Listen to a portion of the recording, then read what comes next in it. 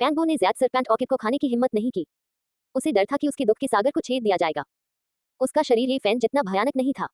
वह भारी मात्रा में महत्वपूर्ण सार का सामना नहीं कर सकता था, इसलिए वह केवल उपाय के बारे में सोचने के लिए वापस लौट सकता था। क्या खंडहरों की गहराई से धीमी आवाज कुछ और बार सुनाई दी? ये फैन ने पूछा। पैंगबो ने सिर हिलाया और कहा, पिछले 4 घंटों में कभी कभी कुछ आवाजें आती थी। ऐसा लगता है कि उन्हें दबा दिया गया है। पूरा खंडहर और भी शांत हो गया है। यहाँ तक कि जानवर भी जो घटती हुई लहर की तरह परिधि में चले गए थे, अब नहीं गुर्राते। हालांकि ये सौभाग्य की बात है। यदि नहीं तो मुझे वास्तव में डर होगा कि बूढ़ा सांप हमारा पीछा करेगा। उस धीमी आवाज से सभी जानवर डर से कांप उठते हैं। मुझे आश्चर्य है कि क्या ज़ैड सींग वाला सांप चला गया है। ये बूढ़ा सांप जो पहले से ही एक संवेदनशील आत्मा प्राप्त कर चुका है, निश्चित रूप से क्रोधित है। ये सबसे अच्छा है अगर यह पहले ही चला गया हो। यदि नहीं तो जब हम खंडहरों में गहराई तक जाएंगे तो हमारा सामना इससे हो सकता है। ये कैसी गंध है? ये फैन ने हैरानी से कहा, ये हल्की मछली जैसी गंध क्यों है? पैंगबो ने गहरी सांस ली और उसके चेहरे का भाव तुरंत बदल गया। उसने कहा, इसमें पुराने सांप जैसी गंध आ रही है। उस पल ये फैन के चेहरे पर अचानक से भाव बदल गए। उसने पैंगबो को ऊपर खींचा और फुसफुसाया, चलो चलें। उनसे कुछ 100 मीटर आगे एक खूंखार सांप का सिर चट्टान के नीचे से झांक रहा था।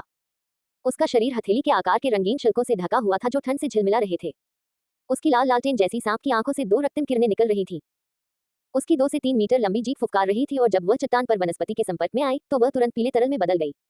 बूढ़ा सांप हमारा पीछा कर रहा है। पैंगबो का चेहरा तुरंत बदल गया। उसने कभी नहीं सोचा था कि सांप दानव आखिरकार उनका पीछा करेगा। वह केवल इस बात के लिए आभारी था कि उसने अभी तक उन्हें नहीं खोजा था। चट्टान के ऊपर बहुत से ऊंचे ऊंचे पुराने पेड़ थे। दोनों जल्दी से पीछे हटे और चट्टान के पीछे पहुंचे। उन्होंने बैलें पकड़ी और नीचे कूद पड़े।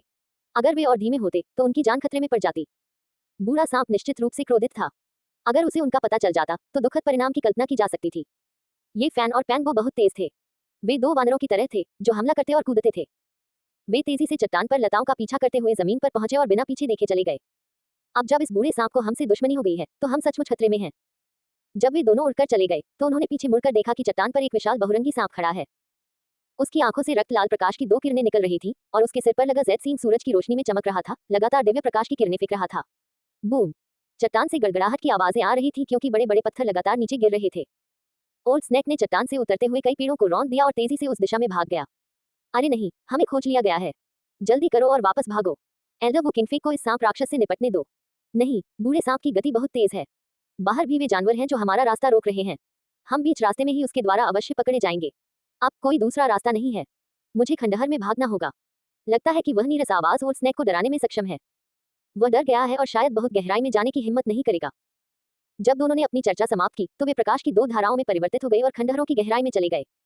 हालांकि ज़ैड हॉर्न स्नेक पहले ही चेतना प्राप्त कर चुका था। ये चमत्कारी और असाधारण था। इसकी गति बिजली जितनी तेज थी और ये तेज हवाओं को नियंत्रित कर सकता था। जहां से भी यह गुजरता सारी वनस्पतियां एक तरफ गिर जाती जिससे इसके लिए रास्ता खुल जाता। गड़गड़ाहट। ओल्ड स्नेक के चलते चट्टानें गिरने लगी जो रोड रोलर से भी ज्यादा तेज थी। वह जहां से भी गुजरता जमीन हिलती, घास टूटती और पेड़ टूटते। उसे रोकने के लिए कुछ भी नहीं था। फुफकारने की आवाजें बढ़ती जा रही थी क्योंकि बदबू लगातार उसे घेर रही थी। ये फैन को कोई परेशानी महसूस नहीं हुई लेकिन पैंगबो को चक्कर आ गया। उसने कहा, इस बूढ़े सांप का जहर बहुत तेज है। हम अभी भी सैकड़ों मीटर दूर हैं लेकिन जहरीली धुंध पहले ही छा चुकी है। मुझे लगता है कि मेरा शरीर इसे बर्दाश्त नहीं कर सकता। जल्दी से एक ज़ैड सरपेंट ऑर्किड पंखुड़ी खाओ। ये फैन भी बहुत चिंतित था। बूढ़े सांप की गति आश्चर्यजनक थी। वह करीब आ रहा था और पकड़ने वाला था। अगर पैंगबो को कुछ हो गया तो पछताने के लिए बहुत देर हो जाएगी। पैंगबो की हिम्मत नहीं हुई कि वह पूरा ज़ैड सरपेंट ऑर्किड निगल जाए। वह ऑर्किड की पंखुड़ी का एक टुकड़ा तोड़ना चाहता था जो सूट ज़ैड जैसा दिखता था लेकिन उसे लगा कि यह सुरक्षित नहीं है। उसे डर था कि औषधीय सार बहुत मजबूत होगा और उसके कड़वाहट के सागर को भेद देगा। अंत में उसने पुनकेसर का एक टुकड़ा तोड़ा और निगलने से पहले उसे अपने मुंह में रख लिया। तुम्हें कैसा लग रहा है? ये फैन को डर था कि पैंगबो को कुछ हो जाएगा। ये सचमुच चमत्कारी है। पैंगबो ने राहत की सांस ली। इसे पीने के कुछ ही समय बाद उल्टी की भावना गायब हो गई। उसे अब चक्कर नहीं आ रहा था और वह तरोताजा महसूस कर रहा था। जल्द ही सांप के जहर का आक्रमण बंद हो गया। जैसा कि एक आत्मा जड़ी बूटी से उम्मीद की जाती है, ये दुनिया के सभी दुर्लभ जहरों को ठीक कर सकती है। ये फैन को राहत महसूस हुई। सबसे ज्यादा उनके पीछे ओल्ड स्नेक ने एक बार फिर दूरी कम कर दी। उसने अपने रास्ते में आने वाले पुराने पेड़ों को भयानक तरीके से उखाड़ दिया। छोटी झाड़ियां अपने आप अलग हो गईं, जिससे सांप जैसा रास्ता दिखाई देने लगा। बूढ़े सांप की आंखें लाल हो गई थी और उसने मुंह में जहरीला कोहरा उगल दिया था। हालांकि वह अभी भी 100 मीटर से ज्यादा दूर था लेकिन वह तेजी से उसके करीब पहुंच रहा था। उनके चारों ओर लगातार तीखी आवाजें गूंज रही थी क्योंकि ये फैन और पैंगबो के आसपास के पेड़ तेजी से पिघल रहे थे और पीले पानी के तालाब में बदल रहे थे। ये बेहद चौंकाने वाला था। अगर ये दोनों ज़ैड सरपेंट ऑर्किड का सेवन न करते तो नतीजा साफ था। शायद वे लाशों के पानी से भरे तालाब में तब्दील हो जाते। इस सांप का जहर बहुत ज्यादा भयानक है। अगर ऐसा ही चलता रहा तो हमारे लिए मौत से बचना मुश्किल हो जाएगा। बूढ़ा सांप जल्द ही हमें पकड़ लेगा। अगर वह कोई आम इंसान होता तो बूढ़ा सांप बहुत पहले ही उनसे आगे निकल चुका होता। उसकी गति बहुत तेज थी। एक ज़ेड सींग वाला सांप जो आत्मा में बदल गया था, हवा के साथ आगे बढ़ रहा था। उसे बिजली की तरह तेज कहा जा सकता है। ये फैन और पेंगो ने प्राचीन उजाड़ निषिद्ध क्षेत्र में पवित्र फल खाया था। न केवल उनके पास बाढ़ के ड्रैगन हाथी की ताकत थी, बल्कि उनकी गति भी बहुत बढ़ गई थी। अगर कोई और होता तो वे बहुत पहले ही पकड़े जा चुके होते। रुको, मुझे लगता है कि वह धीमी आवाज फिर से आने वाली है। जब ऐसा होगा तो ओल्ड स्नैक को निश्चित रूप से डर लगेगा। वह हमारे भागने का मौका होगा। चट्टानों के गिरने से जमीन कांप उठी। ओल्ड स्नैक लगभग उनके पास पहुंच गया था और सिर्फ 70 से 80 मीटर की दूरी पर था। ये फैन और पेंगो के चेहरे पर भाव आखिरकार बदल गए और वे जल्दी से मुड़े और किनारे की ओर भागे। फुट। बूढ़ा सांप उनके पीछे से निकल गया, लेकिन वह उतना अनाड़ी नहीं था जितना उसने सोचा था। उसने अपनी विशाल पूंछ को हवा में एक मोटे धातु के चाबुक की तरह घुमाया। तुरंत पेड़ों का एक टुकड़ा टूट गया। पत्तियां हर जगह उड़ गईं और एक बदबूदार बदबू उनके नथुनों में घुस गई। हालांकि ये फैन और पेंगो को उस विशालकाय पूंछ से चोट नहीं लगी जो दसियों मीटर लंबी थी, लेकिन वे टूटे हुए पेड़ों से टकरा गए। विशालकाय पेड़ पत्थरों की तरह थे जो उन पर गिरे और उन्हें उड़ा दिया। अगर उनके असाधारण शरीर और चौंकाने वाली दिव्य शक्ति के कारण वे इस शक्तिशाली प्रभाव को झेल नहीं पाते तो उनकी हड्डियां बहुत पहले ही टूट गई होती। फिर भी उन दोनों को अभी भी अपने रक्त और क्यूई में उथल पुथल महसूस हो रही थी और वे खुद को स्थिर करने से पहले कुछ दर्जन कदम लड़खड़ा गए। अचानक उनके दिलों में खतरे की एक बड़ी भावना उभरी। उस पल एक कान फाड़ देने वाली आवाज सुनाई दी। ओल्ड स्नैक के सिर पर जेड सीन से एक चमकदार रोशनी निकली जो दोनों पर दसियों मीटर लंबी एक तीखी तलवार की तरह वार करती हुई निकल गई। चल दर। ये फैन और पेंगो के चेहरे के भाव बदल गए जब वे अपनी पूरी ताकत से आगे बढ़े और पीछे दो छवियां छोड़ गए। छी। 20 मीटर से ज्यादा लंबी दिव्य चमक ने कई पुराने पेड़ों को सीधे टुकड़ों में काट दिया। इसने जमीन में एक भयानक दरार भी छोड़ दी। यहाँ तक कि रास्ते में आने वाले पत्थर भी आधे में कट गए। ये कट बेहद चिकने थे, मानो वे टोफू हों। एक राक्षस सांप जो चेतना प्राप्त कर चुका है, बहुत भयानक है। ये फैन और पेंगो के दिलों में ठंडक दौड़ गई। वास्तव में इस दुनिया में मुफ्त भोजन जैसी कोई चीज नहीं होती। बिना कीमत चुकाए कुछ पाना असंभव था। अगर खंडहरों की गहराई में इतना बड़ा बदलाव न होता तो उन्हें जेड स्नैक ऑर्किड तोड़ने का मौका नहीं मिलता। फिर भी उनका पीछा एक मृत अंत की ओर किया जा रहा था। हम अधिकतम 7 मिनट तक टिक सकते हैं। डोंग। जैसे ही दोनों ने अपनी बात पूरी की, खंडहर के भीतर से एक धीमी सी आवाज आई। ये फैन और पेंगो को लगा जैसे उन पर बिजली गिर गई हो। उनके शरीर कांपने लगे और उनके दिल में दर्द होने लगा। विशालकाय सांप की हालत और भी खराब थी।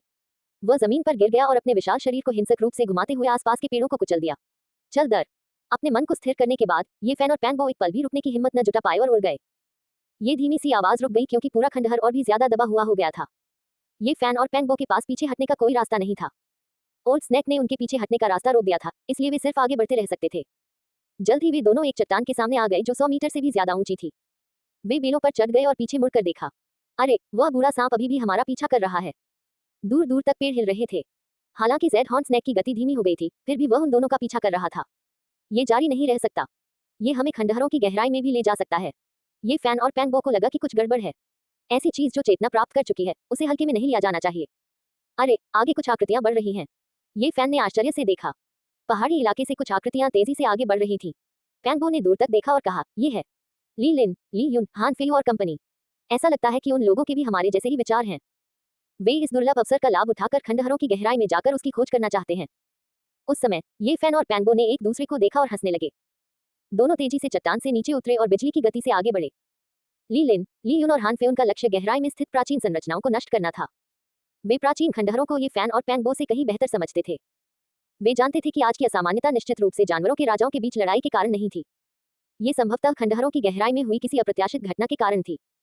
अगर वे आसानी से उस जगह में प्रवेश कर पाते तो उन्हें एक अकल्पनीय अवसर मिल सकता था। किसी को ये जानना था कि ये खंडहर आदिम युग से ही पीछे छूटे हुए थे। कोई यहाँ आ रहा है। दरअसल उनके भी हमारे जैसे ही विचार हैं। ली यू ने अपनी हत्या की मंशा प्रकट की और कहा, एक पल में उन्हें रोक लो। कौन जानता है, हो सकता है कि उन्हें पहले से ही कुछ आत्मा वस्तुएं मिल गई हों। ये पेंगो और ये फैन नामक वह कूड़ा है। ली लिन की हत्या करने की मंशा बहुत गहरी थी। उसने पास आ रहे दो लोगों को देखा और कहा, तुमने हमारे पास आने की हिम्मत की। तुम मौत को दावत दे रहे हो। हान फेयू का चेहरा घृणा से भर गया था। उसकी आंखों में निर्दयी चमक थी। ये फैन और पेंगो बहुत तेज थे। कुछ ही देर में वे बहुत दूर नहीं पहुंच गए थे। ली लिन, भाई ली युन, मुझे आप दोनों से यहाँ मिलने की उम्मीद नहीं थी। ये भाग्य है।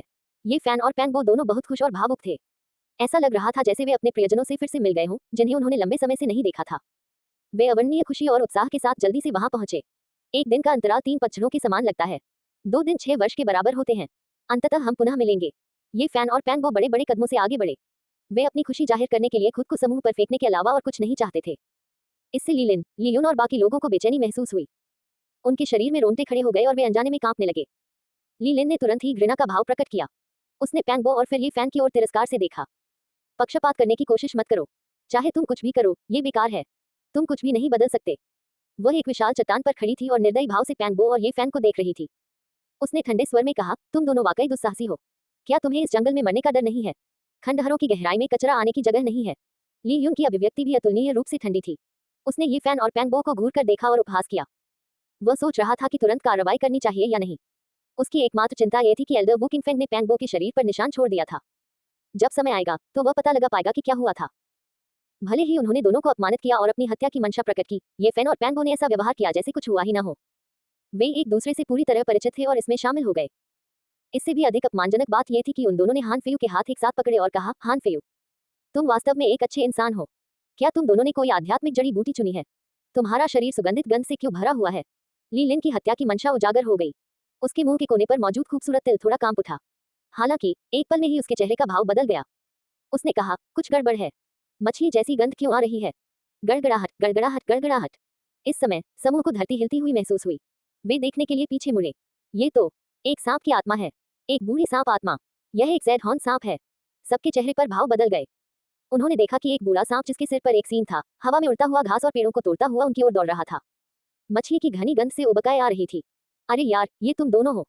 ली लिन, ली युन, हान फेयू और अन्य लोगों को एक पल में ही सब कुछ समझ में आ गया। वे ये फैन और पैंगबो की हड्डियों को पीसकर राख कर देना चाहते थे।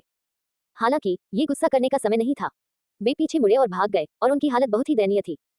हान फेयू, तुम दोनों वास्तव में अच्छे लोग हो। ये फैन और पैंगबो ने भागते हुए हान फेयू और अन्य लोगों से कहा।